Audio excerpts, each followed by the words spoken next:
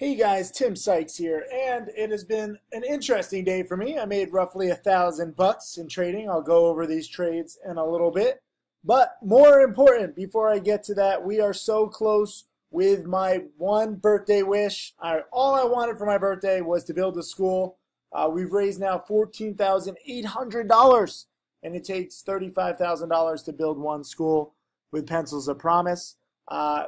I know this looks like we're far away, but we're not, because I'm going to match whatever you guys raise. So all we have to do is get to 17,500.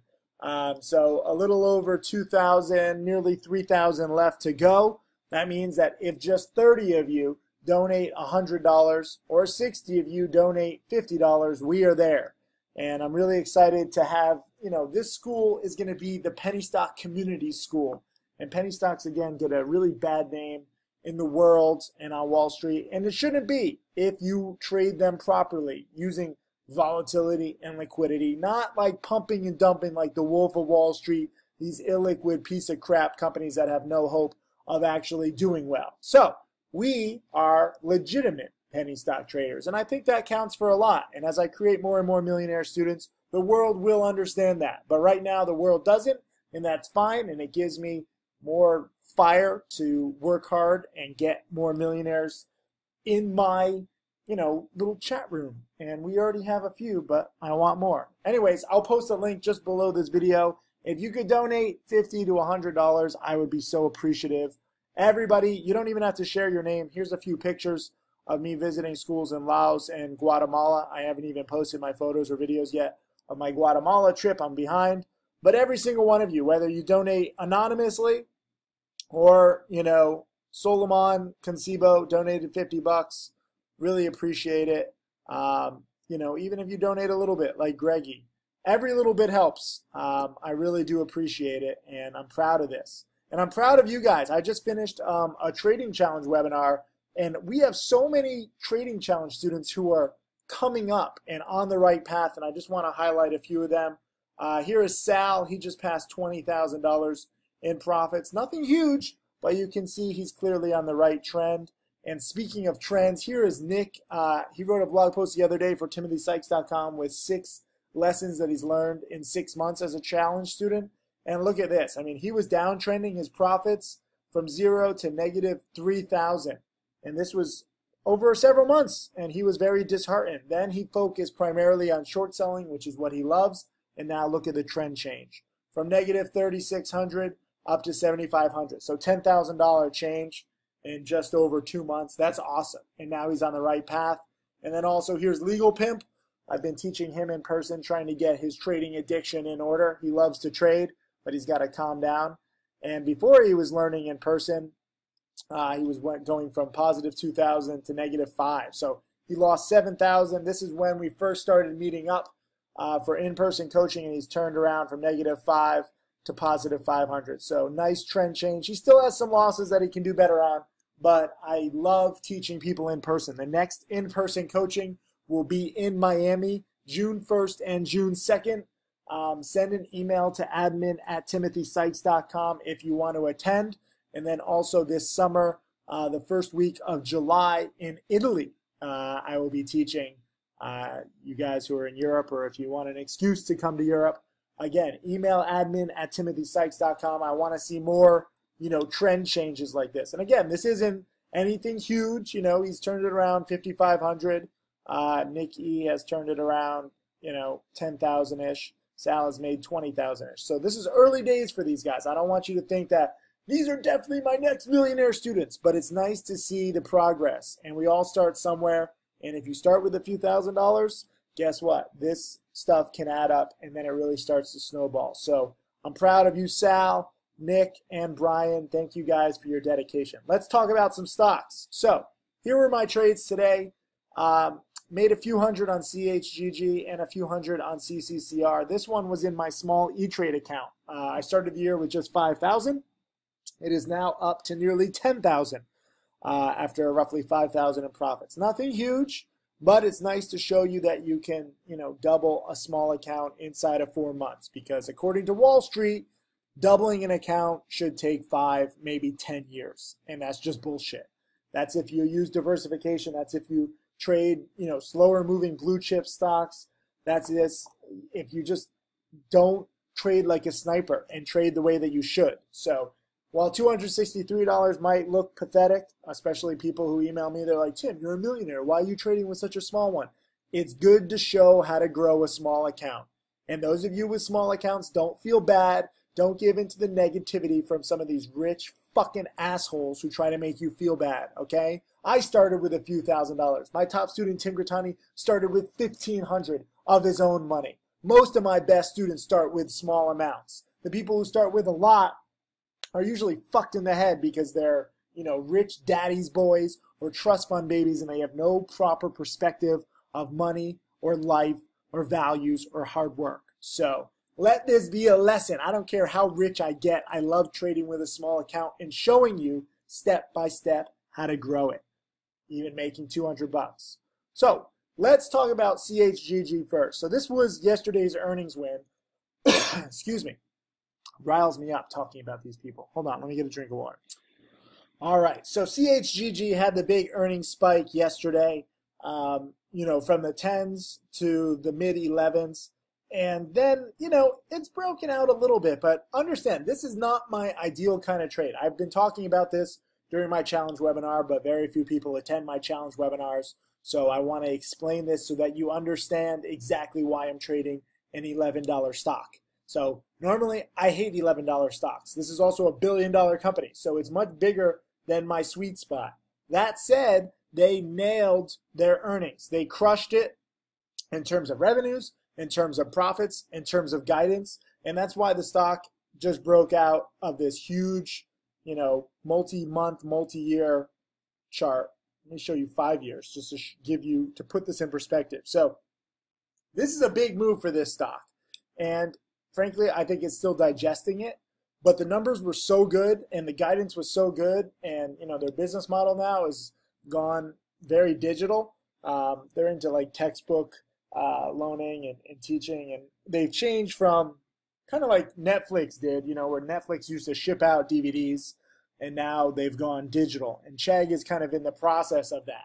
Is this the next Netflix? I don't know. All I care about is that earnings winners can spike on day 1 and on day 2 and day 3 and day 4 as more and more people start to realize the importance of these numbers. So when it had that spike, some of you guys nailed it. When it took out the highs right here in the 1050s, it was very quick. I was trading 2 other positions. I've been over trading a little bit this week, so I missed this run up. But it was nice that it held it, and even nicer that it broke out to new highs. So towards the end of the day, this is a 30% run up yesterday. That's a lot.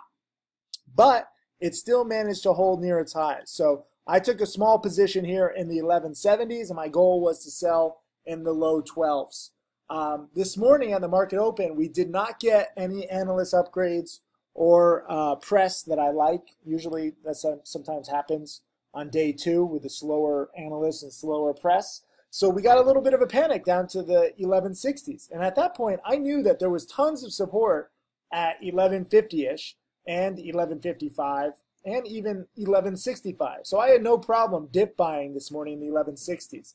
And then we got a nice little delayed morning spike all the way, actually it nearly touched 12. So 40 cents a share of upside on the bounce. Again, nothing huge. This is not my ideal kind of play. I don't want you to think that I normally trade this stuff, but I wish that a smaller company had these kinds of good numbers and this kind of chart breakout, but it just hasn't happened yet. So this one, while I added to my position in the 1160s, my initial position was in the 1170s and I was out in the 1180s. Like, I'm making like 10, 15, 20 cents a share on a $12 stock. It's fucking nothing.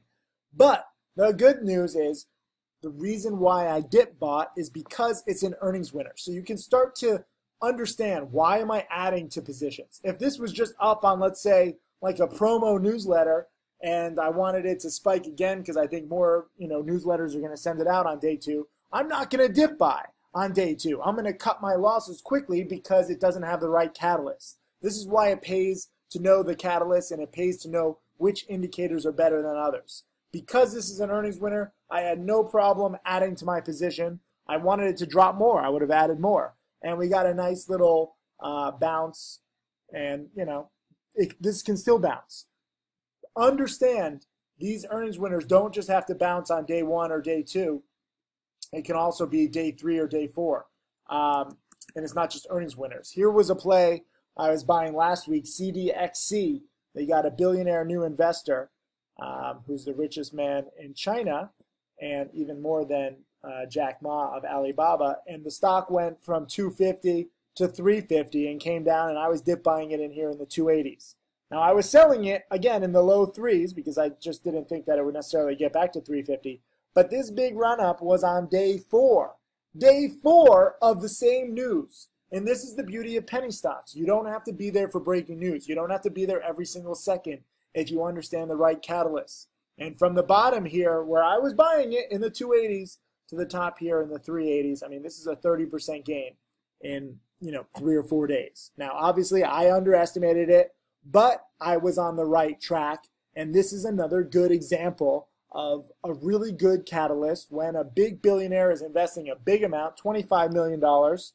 This stock can run as more and more people figure it out and see the news later and later and later. So this has been a good play, and a lot of you guys made 50 cents a share or 75 cents a share or even $1 a share. The gain was there, the opportunity was there, and this will happen again. So just start being prepared and start understanding the right catalyst. It helps if you watch my trader checklist guide. It really does. Also, I wanted to talk about, what was my other play? CCCR. So this one had, a big spike in here, but then lately, 1 morning spike, 2 morning spikes, 3 morning spikes, 4 morning spikes. Today was the first time that it didn't really have a morning spike. So some people are like, Tim, you were buying this in the 260s yesterday and it's down today. Why are you celebrating? Because it did have a morning spike. It's just not as big as I wanted or anybody wanted, but it's really not that surprising. It doesn't have to stay up all day for you to sell. All it needs to do is go up for a minute or two, and if you have the right mindset and perspective and training, you can sell. So I had the stock overnight from the 270 area, 260s even, right? So I don't care if it goes up to 280 or 285 or 290, and it stopped at 295. Why is it important that it stopped at 295? Well, let's look at the 2-day chart. Right here, for 1 minute, this was a delayed spike. It got up to 307. But at first, it stopped right at 295. So this is actually a perfect double top. But because I'm in from the 260s, I don't mind selling it into this double top. I don't care if it doesn't break 3. I was ready. I was prepared. I could have sold it, after hours in the 280s. I could have sold it pre-market here in the 280s. But right at the open, it did hit 295, and that's all you need. And now, it might come back towards the end of the week, but there is a risk of a financing here, so I'm not going to be too aggressive. I had a very small position. I will not take a big position overnight on a stock like this that has a risk of financing. Because again, I'm knowing the indicators. Lower positions or no long positions when there's risk of financing. When there's a billionaire new investor, you can have a little more patience. When there's an earnings winner like CHGG, too many stocks on my watch list. There's way too much going on right now. Did I take it off? Yeah.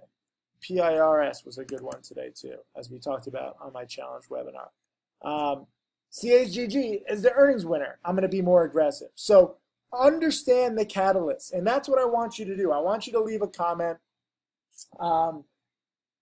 if you understand it. If you've seen my trader checklist guide, only if you've seen my trader checklist guide. Otherwise, go to traderchecklist.com. It's entirely free for a few more days, and then we're going to take it down because I'm sick and tired of you guys not valuing it just because it's free. If you've seen my trader checklist guide, you understand the catalyst. So I want you to leave a comment below saying, I understand the indicators. If you do. If you don't feel bad. Just study, okay? Earnings winners, billionaire investors, the risk of toxic financings. These are penny stock basic indicators that will influence a stock and how I trade it. So it's best that you learn. Again, if this video makes sense, if you've seen my trader checklist guide, which you should because it's totally free, so you have no excuse whatsoever, then leave a comment saying, I understand these indicators, or I understand the indicators. And that way, you'll increase your odds of success on every trade. I'm going to go take a nap. I'll see you guys in the chat room tomorrow. Lots of stocks in play.